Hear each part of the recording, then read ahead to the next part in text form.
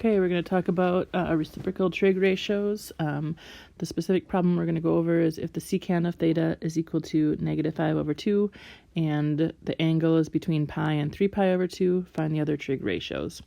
So there's two things that we want to consider when we're thinking about this. The first is, what quadrant are we working in? If we're talking between pi and 3π/2, that's between 180 and 270. So we're talking about quadrant 3.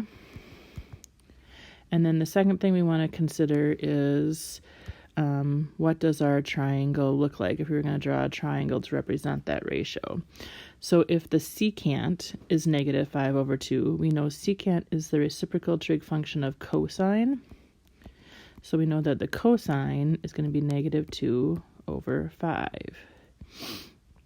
And cosine is adjacent over hypotenuse. So -2 and 5 are here. Our angle measure is here. And then in order to complete all the trig ratios, we need one more side of the triangle. So we need to find the side y. To do that, we're going to use Pythagorean theorem.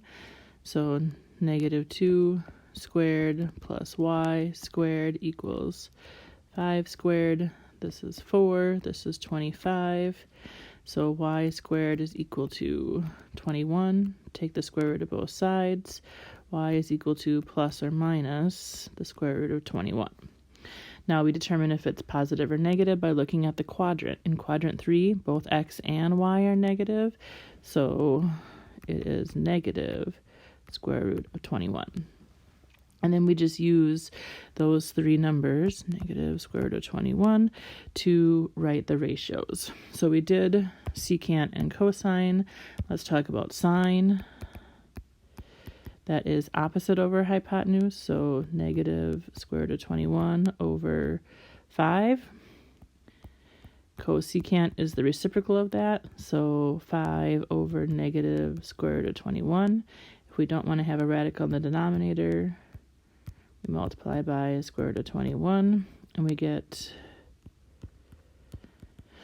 5 root 21/21, and that would be negative. So here's sine and cosecant.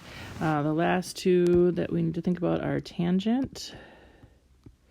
Tangent is opposite over adjacent. And we have negative over negative, so the answer is going to be positive square root of 21/2. And cotangent is the reciprocal of that. So we would have 2 over the square root of 21. It's also going to be positive because it's two negative symbols. And to get the radical out of the denominator, we multiply by the square root of 21. So we'd end up with 2 root 21/2.